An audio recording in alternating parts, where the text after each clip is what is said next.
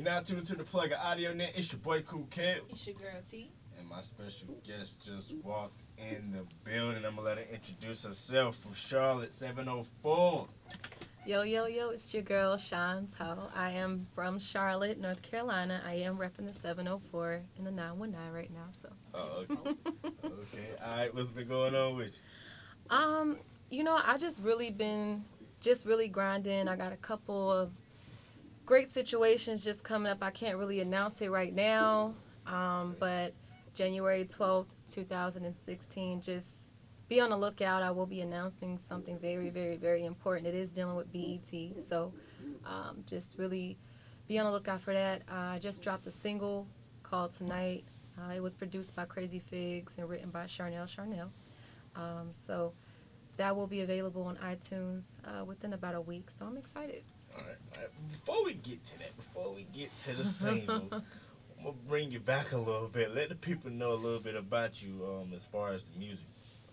As far as how did you get that grasp on music, or did you come around a music background, or was it just more of, I know what my talent is, I'm going to keep pushing. So how is music for you? Well, to be honest with you, I was really shy. Like, I really was that girl that just was so scared to sing in front of people. So when I got into my sophomore year in college, I went to Bennett in Greensboro. Okay. Shout out to the Bennett Bills.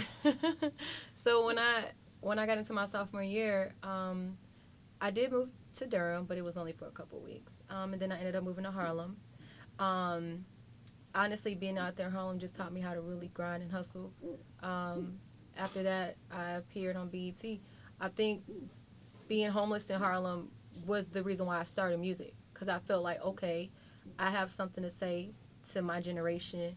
I want them to understand that just because it's hard doesn't mean you know what I'm saying, got to stop. Like, go for it. Right. Anything you want in life, any dream you want, anything you have passion for, fight for it. Everything successful that happens to you, you have to understand, like, it's like climbing mountains. Like, you're going to have to jump over hurdles just to get there. If it's not hard, it's not worth it. So I think that I did grow up listening to Michael Jackson, Boyz II Men, Jodeci. All right. My dad was a singer, so that's like honestly Okay. like all he listened to.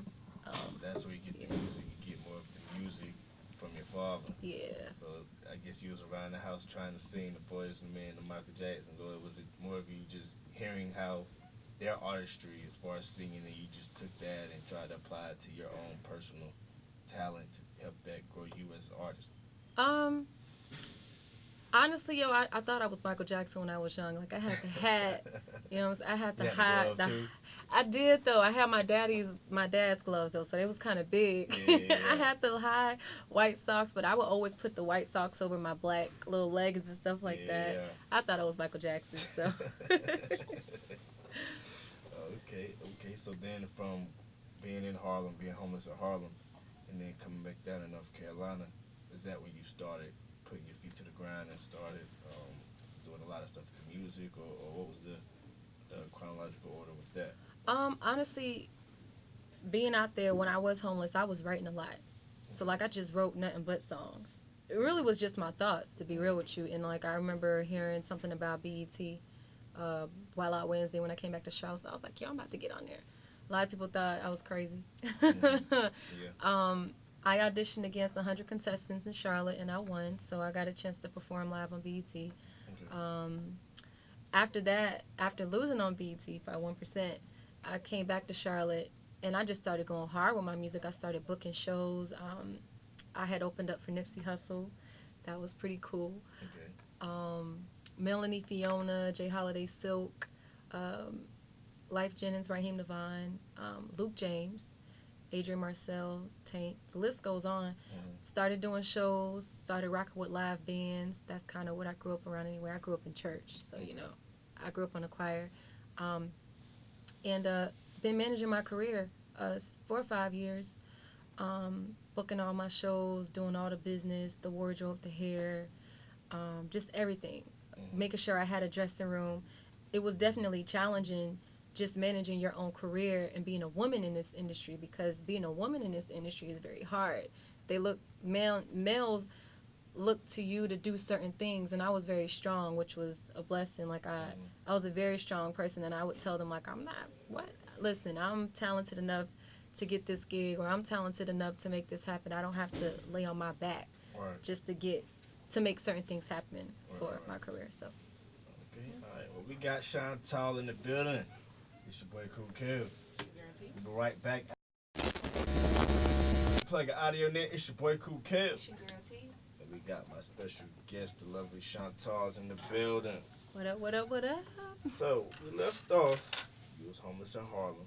Yeah. And so you come back to Charlotte. And then coming back from Charlotte is when you start putting this EP together called All In. Yes. So tell us a little bit about the All In EP. That was mostly the stuff that you like freshly recorded and you want to put something out, or what was the process behind the All? Like, tell us the process about All In. Well, the reason why I made All In was because, you know, when I was growing up, I was a very insecure female, and I never had like support. Like I never had a relationship with my mom or my dad. So, you know, when you've had a crazy kind of childhood, or even just in general, anybody, you know, and you're just used to people not supporting you, people not believing in you, just as an artist or whatever profession that you're getting into.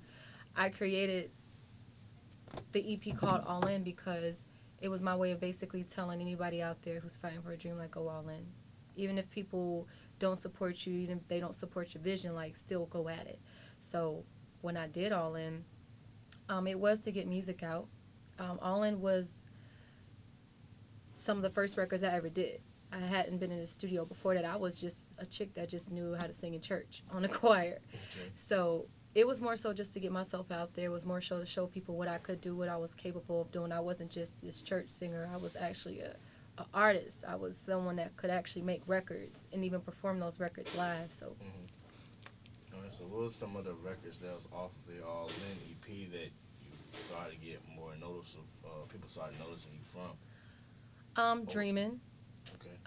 Dreaming because that whole hook talks about I'm all in. Dreaming is about being all in for your dreams. It's about having passion. It's about not letting certain individuals break you down just because they don't believe that you're going to go far in life. And then Believe.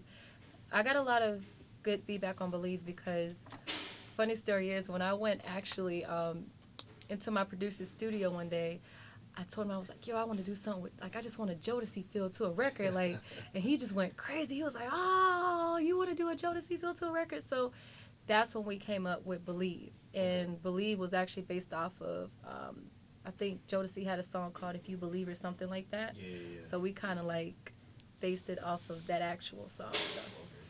All right, so from there to you performing to the record that you have out today, which is actually called Tonight. So tell us a little bit about the Tonight record. Well, Tonight was my first pop record. It was very challenging because with pop music, you got to be more simple. And I was just used to like, I was just doing all the ad-libs. It was like, no, don't do that.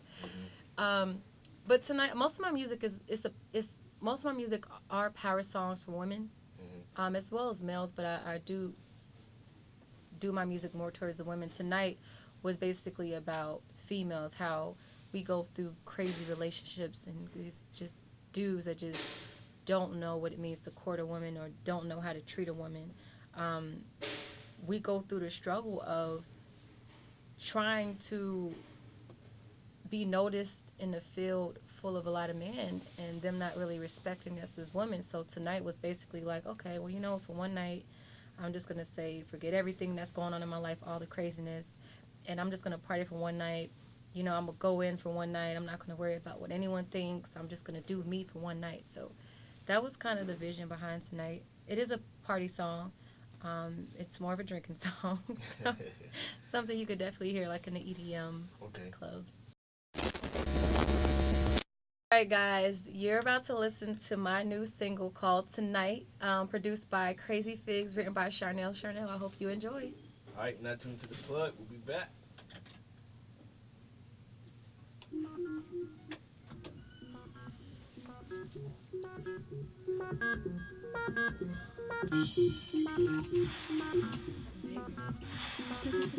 has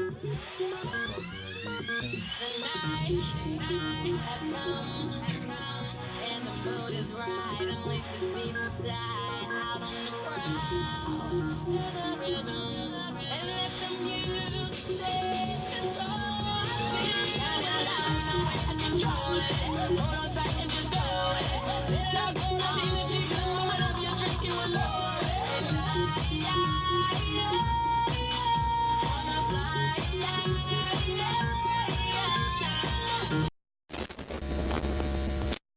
Alright. Yo, that was a dope song.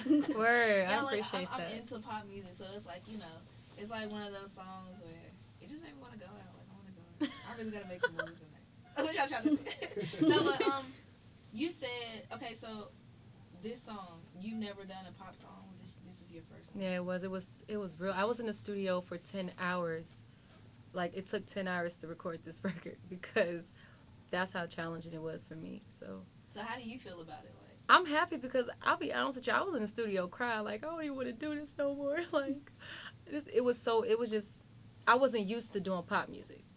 But when I hear it, I'm just like, yo, is this really me? Like this is right, it's like it's dope because it's like something I can hear on radio or I can hear at a pop club or an EDM club. So it's still a shock to me, and I think that's what really humbles me a lot because I'm just like, wow, like it's really me. So yeah.